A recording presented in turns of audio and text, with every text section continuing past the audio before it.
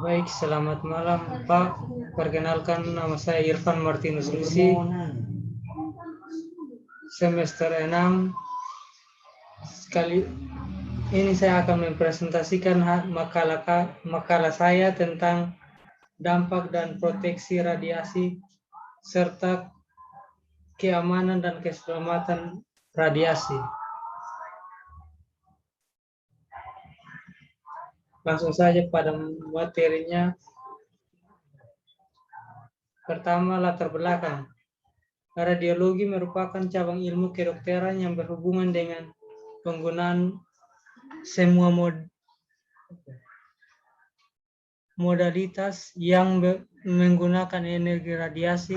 Pengion merupakan non-pengion untuk kepentingan imaging, diagnosis dan prosedur, tetapi dengan menggunakan paduan radiologi, termasuk teknik ultrasonografi dan radiasi radiofrekuensi elektromagnetik oleh atom-atom. Kemudian sinar X merupakan suatu gelombang elektromagnetik dengan gelombang pendek.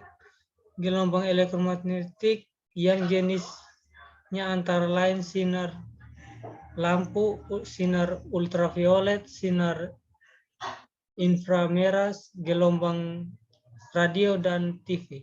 Kemudian pemanfaatan sinar X di bidang kedokteran. Nuklir merupakan salah satu cara untuk meningkatkan kesehatan masyarakat.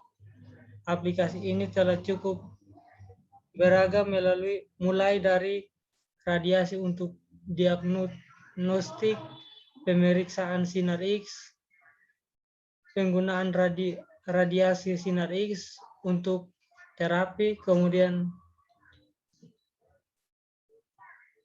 radioterapi adalah suatu pengobatan yang menggunakan sinar pengion yang banyak dipakai untuk menangani penyakit kanker.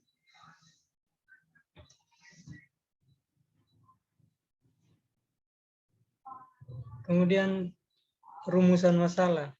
Yang pertama, bagaimana hubungan radiasi dan kehamilan. Kemudian yang kedua, bagaimana bahaya radiasi. Lalu yang ketiga, jelaskan 2 macam pelajaran radiasi. Kemudian yang 4, jelaskan beberapa efek radiasi pada anak. Kemudian tujuan yaitu yang pertama menjelaskan hubungan radiasi dan kehamilan.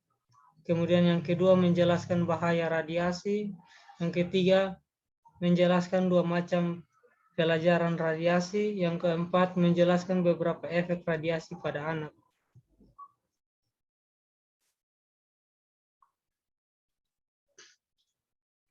Kemudian bagian isi.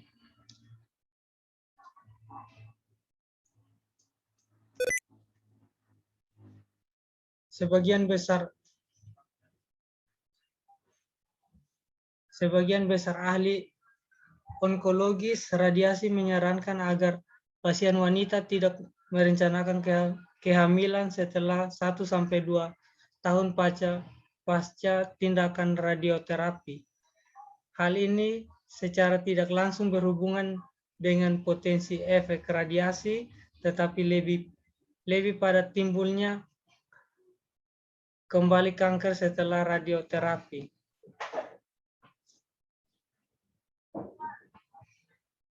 Kemudian masuk pada bahaya radiasi.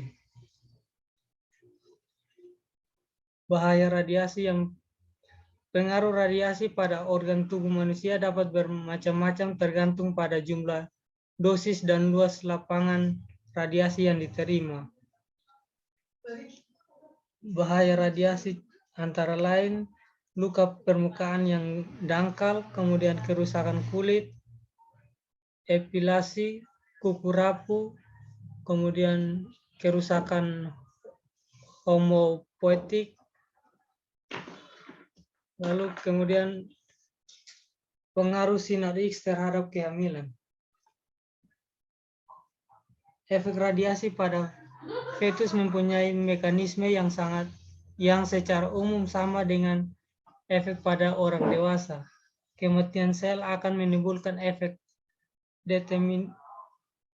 deterministik, sedangkan kerusakan pada DNA yang tidak dapat diperbaiki atau mengalami perbaikan yang salah akan menimbulkan efek stokastis.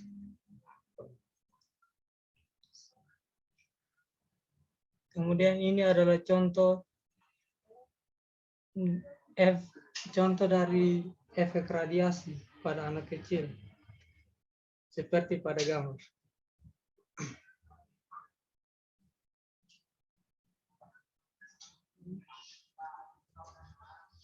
Dua macam pelajaran radiasi, yaitu yang pertama pelajaran eksternal, yaitu wanita hamil berpotensi menerima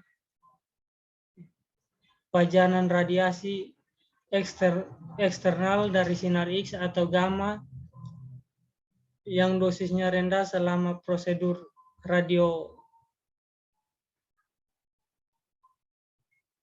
dan juga selama tindakan radioterapi atau pada kasus kecelakaan nuklir dengan dosis relatif tinggi. Kemudian yang kedua, pelajaran radiasi internal. Kemudian yang berikut, beberapa efek radiasi pada anak. Yang pertama, efek radiasi pada daerah leher dan mata. Bila daerah leher terkena radiasi yang menderita radiasi ionisasi adalah kelenjar tiroid. Kemudian yang berikut, efek radiasi pada jaringan kulit. Kemudian yang berikutnya, efek radiasi pada kematian sel. Lalu yang berikut, efek radiasi pada seluruh permukaan tubuh.